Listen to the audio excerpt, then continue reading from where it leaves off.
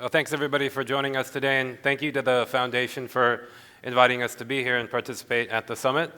So in a nutshell, we're going to give a brief journey looking at the set of Mifos digital public goods for core banking and payment orchestration, and how these can be delivered in the cloud, how we can leverage the power of our technology, as well as our ecosystem, to scale the adoption of the Interledger stack to advance financial inclusion.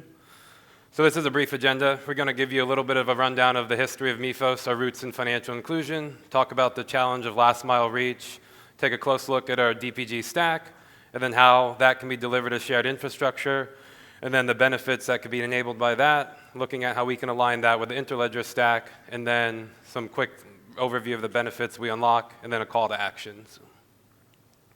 So a quick introduction. My name is Ed Cable. I'm the president CEO of the Mifos initiative. I've been with the team and project since 2007, so quite a long time seeing the journey we've gone on. And then I'll let David introduce himself. Yeah, I'm David Higgins. I'm Director of Programs. I've been with Mifos about 18 months, so a lot less than Ed. And this is my first foray into open source as well, so I come from the commercial background before, so bear with me and no booing. Yeah, and when I joined in 2007, it was also my first foray into open source, but I've been a part of the HFOS movement for quite some time now. So just a little look at Mifos. As I said, we're a fintech nonprofit. Our mission is to enable and advance financial health for the 3 billion underbanked. There's some key pillars of that approach. One is commoditization of the core, and then that enables this last mile delivery into functional accounts. And we try to do this in a sustainable manner by unlocking a virtuous cycle of upstream contribution. And we take an ecosystem-based approach where we enable local innovators to build solutions on the core, and collectively across all the institutions that use our APIs, more than 60 million individuals are being reached. And that's a picture of Marie right there. And then this timeline, I won't look at the whole journey. Just want to point back to our roots almost 2 decades ago, just as a white paper around microbanking and open architecture. And we were initially a project in the Grameen Technology Center. We spun out as our own independent nonprofit. And then I'll talk a little bit about our evolution over the years here. So we had our roots as the first web-based open source MIS for microfinance. And then we evolved to adapt to the growing industry trends around financial inclusion as a whole. So we adopted a headless approach and had the first API-driven core banking platform for financial inclusion. And now, organically, we're more broadly focused around digital financial services as a whole, not just around credit and savings, but payments as well. And so I just want to tell a little bit of the narrative of the challenges and the importance of last mile reach. So first off, just to bring together the mutual missions that both Mifos as well as Interledger have. As I noted before, our mission is to advance the financial health of the 3 billion underbanked. We do that through open source community. And then everybody knows the mission of the Interledger Foundation, but these are very well aligned. And building on the themes of bridges and whatnot, I want to talk about how these last mile institutions are a key bridge to financial inclusion, and then how our DPGs are a key bridge to helping these last mile institutions provide that reach. So first off, I think we all know and understand why financial health matters, why financial inclusion is a key way of helping individuals be economically resilient and have access to those opportunities, whether it's access to credit, a safe place to save their money, or ability to mitigate risk through insurance. And then I think a number of sessions have touched on the importance of whatever you may call them, these non-bank financial institutions, these non-bank PSPs. They might be credit-led microfinance institutions, self-help groups. They may be savings-led savings groups, ROSCAs, OSCAs. They could be credit unions, cooperatives, SACCOs. Whatever form they take, we recognize that based on the trust, the reach they have, they're key to actually delivering those financial services last mile and that bridge to going that last mile. So now I just want to talk about some of the challenges of unlocking that reach. And so one key point I want to make and emphasize, and I think it came up in a previous session today, was just how critical and important the accounts are. So you can have like a modernized payment system or switch, and you can have a digital identity, but at the end of the day, there still needs to be a functional transactional account as that store of value. And often these last mile institutions, they lack the capability to provide that store of value. So if we want to have instant inclusive payment systems, they can't be inclusive if these last mile institutions can't provide these accounts. If we want to have effective G2P, effective financial inclusion, these accounts need to be there as well. And so there are a number of barriers to providing these accounts. First off, most of these last mile institutions, they can't have the money to invest in a costly core banking solution or build one themselves. And then secondly, to participate in a real-time payment system, an instant payment system, they need a system, as Nee spoke about, that's 24/7 available, API driven, so that's another barrier. And then just simply being able to provide that transactional account in which to work with, that's the other barrier. And then the barriers are numerous as why it's difficult right now, but most of the core banking systems out there, they're either large systems like Temenos or Finacle or FlexCube that are way too costly for these last mile institutions, or they're small grassroots systems that are difficult to support, and often they're siloed, they're not connected, they're not available in the cloud, they don't have APIs available, and then many of them are built on proprietary licenses. So all of this combined makes it very difficult and costly for these last mile institutions to actually be able to connect to modern payment systems, to provide these accounts, and to be that critical bridge for that last mile reach. And then now I'm going to talk a little bit about how the stack of open source digital public goods that we provide can unlock those barriers. So we provide a number of different digital public goods, but they center around two key areas. The first off is core banking, so that's our Mifos X digital public good. And then we also have our payment orchestration tools, and we'll talk about these in more details on the subsequent slides. But just want to show here on the right-hand side, these are key tools to enable digital public infrastructure. So our payment orchestration helps to enable G2P, P2G payments, as well as connecting into instant inclusive payment systems. And then we provide the core banking system that can allow these last mile non-bank financial institutions such as MFIs and SACOs to actually connect into these modern payment schemes. And what we're going to talk about today is how we deliver that as shared infrastructure. So bringing together both the core banking as well as the payment orchestration within the cloud. And through that, we have end-to-end DPI that can be delivered to advance financial inclusion. So a little bit deeper breakdown right now. In terms of the actual products and projects we have, I mentioned Mifos X, that's the core banking system. David's going to focus on Payment Hub, our payment orchestration engine. And then we also have a suite of reference customer-facing apps. And then we also have our deployment tool, Mifos Gazelle. And I'm going to give a closer look at the core banking, and then David's going to give a closer look at the payment orchestration side of things. And so in general, we try to take a building block approach. We've recognized over the years that the way in which you deliver any type of financial service, it's relatively common, regardless of geography, regardless of delivery channel. So the way you manage a loan account, the way you manage a savings account, it's relatively same from country to country. So we want to adopt these building blocks that can be ubiquitously adopted across the world. And this is just another look at how you can break down the core banking system. But our Mifos X core banking system, it has all the capabilities you expect from a core to manage your customers, to manage your book of loans, savings accounts, the underlying general ledger, the ability to generate your necessary reports.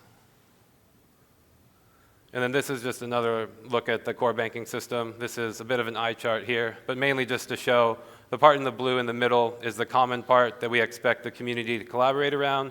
And then the pink is the area around the edge where these are what is needed to deliver an end-to-end financial services solution, and that's where our community can innovate. And now David's. Thank you. So now I'll talk a bit around payment orchestration, which is Payment Hub EE. So what does Payment Hub EE do? Well, it's got 5 key functions that are really at the heart of it. And with those 5 key functions, you can enable a number of different use cases. And I'll talk in a minute about how diverse those use cases can be as to how it's adopted. So first of all, it's got an integration scheme. So it uses connectors around the edge, very similar to what Ed just talked about with Mifos X. The idea is that we have a core that's more stable and maintained within the community. But then we have connectors around the edge that enable us to connect to lots of other different systems. We have operational controls. These are essential to be able to understand what is going on within the platform. So we do provide an example operations interface. Obviously, that is something that could be differentiated by a systems integrator that's deploying to make it specific to their use case that they want to deploy. At the heart of it is orchestration, and we use the ZB orchestration engine. We also have a version that does work on Netflix Conductor as well. And that orchestration engine enables you to actually set up the path of what's happening with the transactions as they flow through the platform, and enables you to bespoke it to the different use cases. We have a number of BPMN workflows already in there, but again, that's it where you can customize and make it specific to the use case that you actually want to do. We also link to analytics capabilities, so there's ability to see what's happening in real-time data flowing through the platform. And the other key advantage is it's been built in a highly scalable and highly replicable way. So you can start with a very small cluster, and you can build out that cluster and scale as you need to as an institution. And that becomes more important, again, when we get towards shared infrastructure, because obviously you want to start that smaller and then scale it out as a number of institutions come on board. So, as for Ed's slide, a bit of an eye chart, but maybe slightly less of one. We've got a number of connectors around. Now, without having heard the previous two talks, you will see they're both mentioned on here as well, because this is where these products and DPGs can start working together. So at the moment, we do have ISO 20022 connectors within the community, and we have an existing modular loop connector.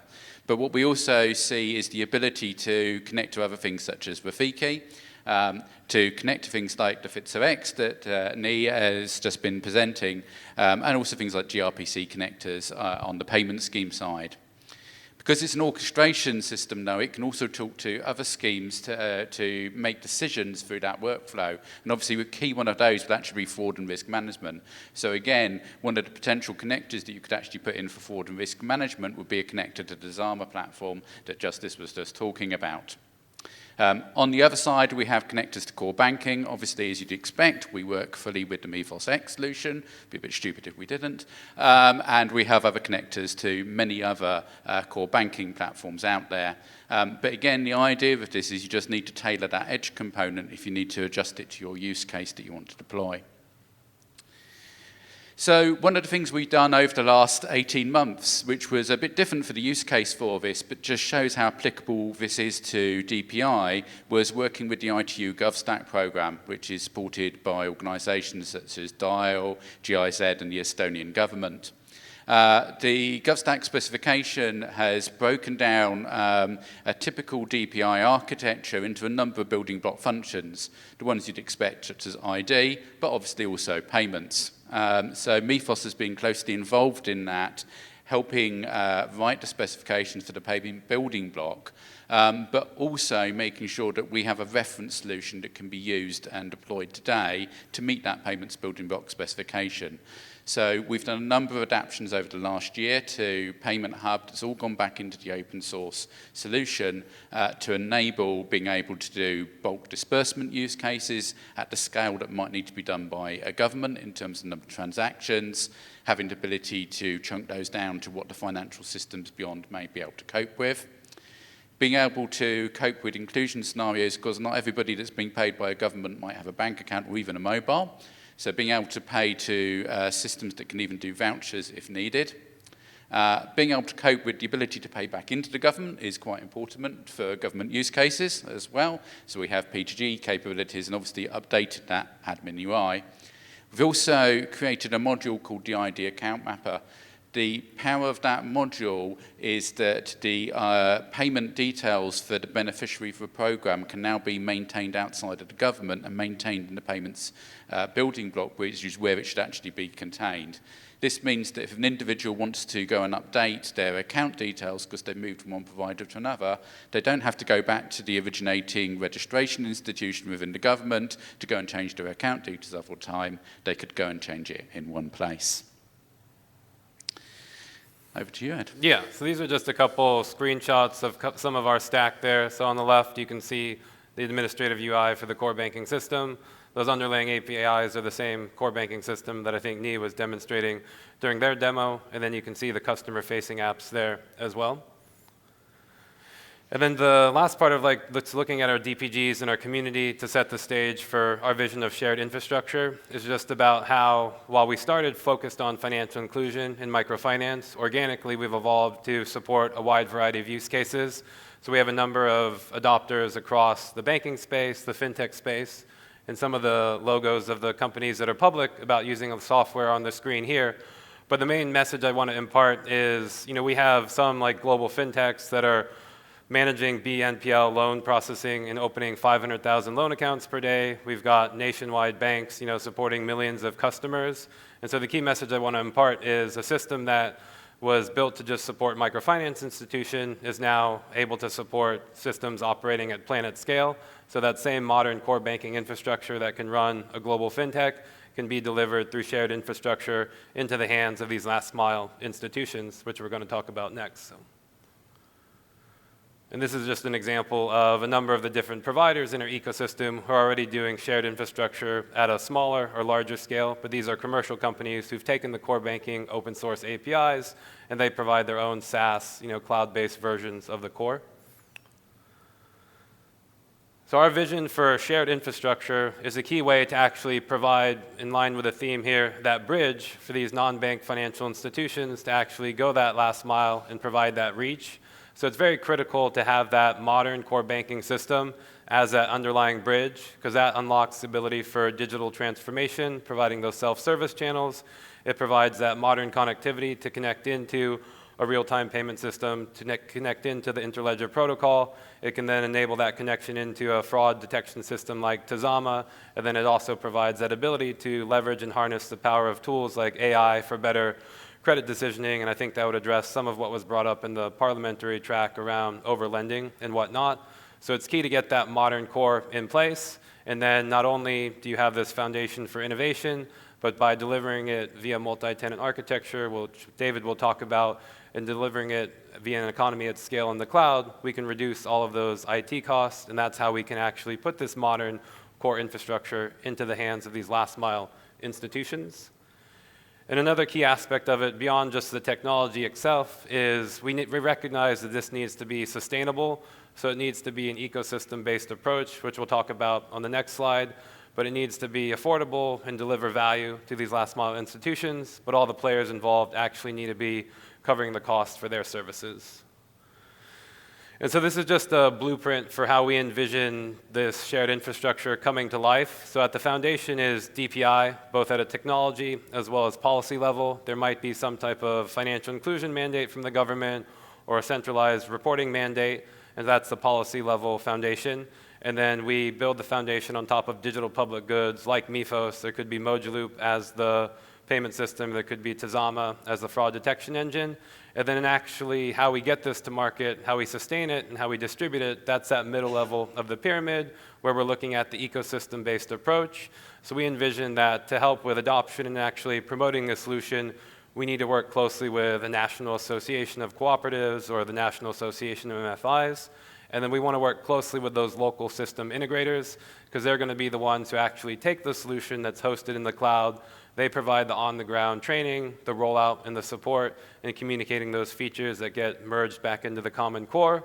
And then lastly, at the tip of the pyramid, what we unlock is the advancing of the financial health, and then going back to projects like PCH in Mexico, being able to enable all that local money to actually circulate and benefit the local economy.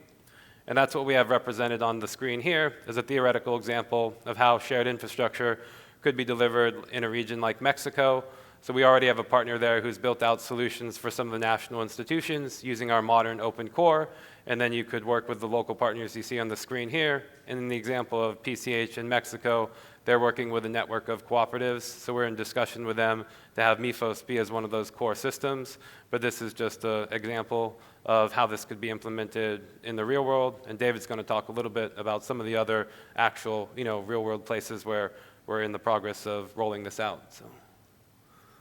So how do we deliver this?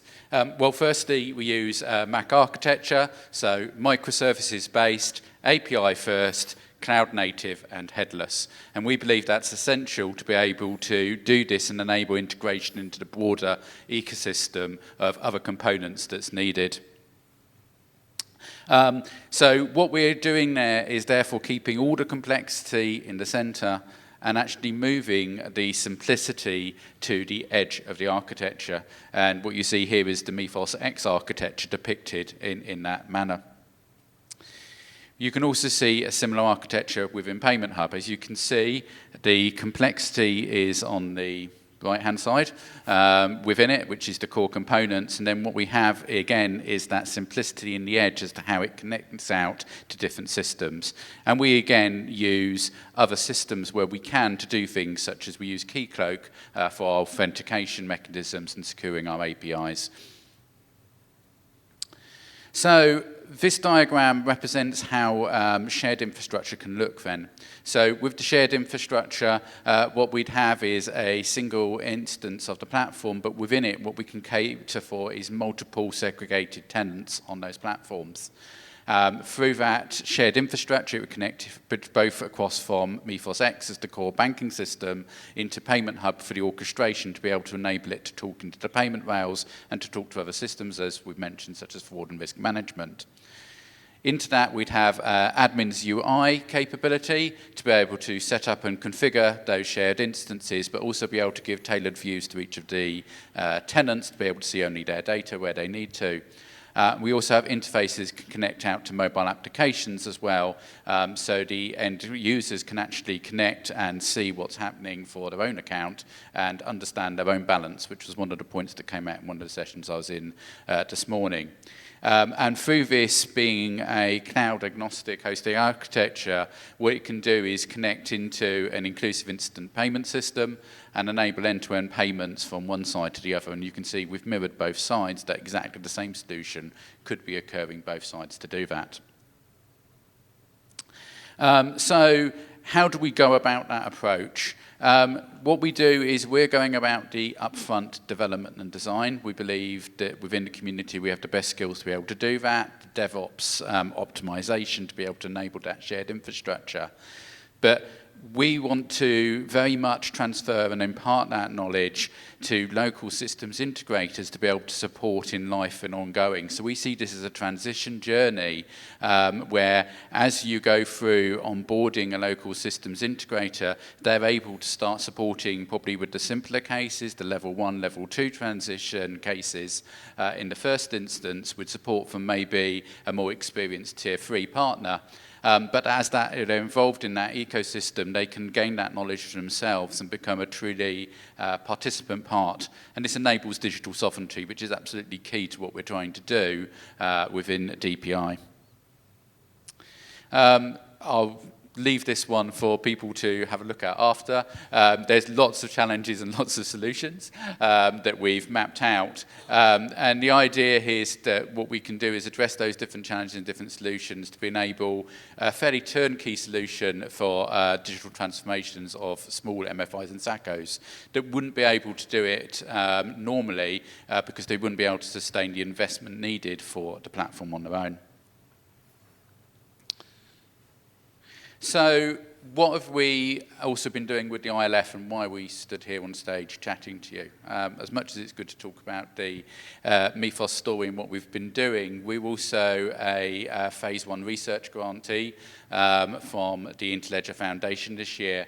And what we looked at was how can the ILF align very much with the DPI principles that we've been aligning to ourselves over the last 18 months or so as the DPI movement has progressed. And as part of that, we have created a research paper that highlights a number of different things. And if you click on the QR code, and I have tested it, it does work, it will take you to the Interledger community where you can download that paper and look at it on the plane journey back if you've got a long journey. And if you have any questions or you want to give us input, please do contact us and give us that input on it. We're now exploring how we can take that into the next stage of prototyping. And we think the key way to do that is to link some of the DPGs that we've already talked about today and how they fit into a DPI architecture with the key components that Interledger already has, such as Rafiki, etc. And also looking at how we can do that within the excellent examples that we're seeing out in the field at the moment, out in Mexico, for example, that are being supported by Interledger. So that is what we're finding at the moment into our our next stage, and we believe it's about building that connectorization and then building it back into the products to enable that into the wider network. So, Ed, going to start with the benefits we enable. Yeah. So now that you've seen how we envision this shared infrastructure and David looked at how we can deliver it, we just want to talk about some of the benefits it can unlock at multiple levels. So at the level of the country, some of the key ones that are most critical is that data sovereignty. This can be a solution that that country can own and maintain and have control and guidance over its destiny. And then another key barrier it helps to address is just that regulatory burden. So a number of our advisors have just spoken to how costly it is, both at a technology as well as process level, to get reliable monitoring into these non-bank financial institutions. And then lastly, it's all about creating that enabling environment where you can foster an environment where you can have fintechs come safely innovate in a sandbox. You can enable the adoption of open banking, common standards, protocols. And then the key benefit overall is just that last mile delivery of the ecosystem, but that's going to be a benefit across all levels. There's also benefits for the ecosystem as well, though. Mifos is a very small organisation in itself. In fact, you're seeing most of Mifos stood here on the stage now. What we actually want to do is foster an ecosystem that is sustainable and supportable to itself. So what we actually enable is opportunities for associations, networks, systems integrators, even developers, and even your hyperscalers such as Amazon and Azure, to be able to play a part in that model. We're not taking that model away from them as Mifos. We think everybody has a valuable part in that model to be sustainable and actually build it out into the future. And so we're creating that enabling environment that therefore will enable a sustainable model that can power the fintechs. So one of the most critical stakeholders or audience in this value chain is the actual MFI, SACO, DFSP, account servicing provider, however you may call them. So first off, that key benefit for them is that sustainable modernization. So through commoditized open source core banking infrastructure delivered in the cloud, they can have that ability to provide that transactional account, that ability to connect into a modern payment system. And then by reducing the need to spend millions on a core banking system or put all their effort into building one on their own, they can then focus that effort on innovation that matters to their customer and the value they can deliver to them. And then lastly, it can reduce that high burden of compliance that takes so much critical time of their staff. And most importantly as well, as we said with our mission, which aligns very much with the Interledger's mission as well, what there has to be is benefits for the underbanked individual as well. Firstly, what we're enabling is meaningful usage of digital financial services, the ability to receive digital payments and transact and participate in the digital economy. And it's hard to underestimate the impact that can have, because even enabling one person in a household is actually enabling the whole household to participate in the digital economy. We're also able to reduce the cost and the risks, and some of the risks that have been highlighted through making sure that the cashless benefits of convergence, reduced cost, increased security, etc., can actually be rolled out to people that haven't been able to benefit previously. So what we're providing is an opportunity for better financial health through meaningful use of digital financial services. So, a call to action, Ed. Yeah, Yeah, so given we have such a small team and we have this community ecosystem-based approach, there are a number of calls to action across all levels. So first off, in terms of around adoption of digital public infrastructure via shared infrastructure for core banking and payments, we're eager to talk with countries who'd like to implement this at the country level. If you're an MFI or SACO and see this being valuable for your organization, or if you run an association or network. And then at the ecosystem level, we want to work with integrators who could, on the ground, actually roll these systems out. If there's hyperscalers in the room, we'd love to make sure we can scale this in your respective clouds. And then for the technical members, we have a wide variety of ways to contribute both to our digital public goods, but also to helping us design these prototypes and helping us to refine what we can build out in terms of integrations with the Interledger stack. And then we're also very passionate about working with the young contributors of our community. So we have one of our interns in the room. He gave a talk earlier today, Akshat, but there are going to be a number of Google Summer of Code for GovTech internships coming up later this year, and we'd love to have Interledger-based products as that focus.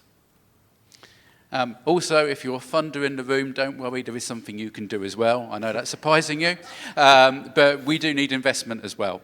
And we actually believe that with the shared infrastructure model, there's a real opportunity here because an investment up front in that platform will then create a sustainable way that actually that credit association or microfinance association can support their own platform moving forward. So it's a one-off investment to enable that whole country's core banking system moving forwards, and also to support all the other programs we do, including financial awareness and training for the underserved to even understand what the financial services are. And as we said, we want volunteers. I think most open source communities do. We need UI experts. We need technical writers. We know our documentation isn't quite where we are. We've got a documentation working group we've literally just kicked off to try and push that forward a bit and get better documentation for people to come on board. And what we're starting to do is really enable our training curriculum so that it's easier for people to understand what we're doing as well. So if you want to volunteer, scan there and you'll get an email from me very quickly. So lastly, we just want to say thank you. That's my dog, Mochi. He's a husky. And then we had a lot of QR codes. Those are our respective LinkedIn pages. But yeah, we're happy to answer any questions. I think we used the whole half hour, but we got through all 60 of our slides. So. Hi there, Richard Bell. Thank you, guys. Really enjoyed that. Good overview. A question that's probably tangential to the technology, but more about your target audience, the unbanked. How do you think about the unbanked? Because going from nothing to a private bank account is a big step. There's unbanked in the middle, which is quite a broad range as well. Do you have a view as to what an entry-level kind of bank account is from an unbanked and then the progress from that onwards? Yeah, it's a good question. So I think often, and it varies from country to country, but many times, it's formal, informal, but that account at a microfinance institution, they might start out at a group loan and then progress to an individual loan. They might have a passbook savings account. So that's usually the level where we start to modernize. But we also have partners in our communities who have built out solutions for even less informal groups like savings groups. So they have an app that the group uses to self-manage their group. But I think even at these informal levels, we can start to empower them with accessible technology that can help to provide that visibility, that can help to provide that modern connection into the other enabling systems. So we're not talking about taking, a leap from no financial service whatsoever to having, like a formal bank account. That's why we're trying to equip these less formal institutions with the same modern infrastructure and to deliver upon those conveniences that I think, like Joulaire had mentioned, that we all expect today, but it's difficult to deliver right now without affordable core systems in place. So. Yeah, I think one of the other points I just make on that as well, one of the things, credit scores, don't exist for most of the people that are going to be coming on board, so they won't be able to get loans or anything else. And that's one of the reasons we have that flexible edge. And we've actually worked with a provider recently who actually offers sort of a gamification approach to be able to understand the true risk and the appetite for credit and the appetite to repay back so that they can actually start to build a more realistic credit rating based on what's applicable to that individual and what they can actually do to be inclusive. I think my question is more coming towards, I see your whole banking structure and it's amazing, but I'm wanting to know more about things like ATMs and stuff like that. Do you have software that speaks to that or not? Like people being able to run an ATM while connecting to the system? Yeah, so that goes, I'll respond first and let David add to it. That goes more to our payment hub and the extensibility of building out the various connectors. So whether it's supporting the ISO 8583 protocol or whatever messaging standard there is. And so we've tried to make the payment hub very extensible such that whatever the payment channel it is, you can still use that underlying common orchestration engine, but you just build the connector that's specific to the channel you want to connect to. So. Yeah, absolutely. And we've got a library of connectors that are already available out there to do a number of different things, and they could be extended to. For example, we've got connectors to M-Pesa, which is obviously a common one that's needed.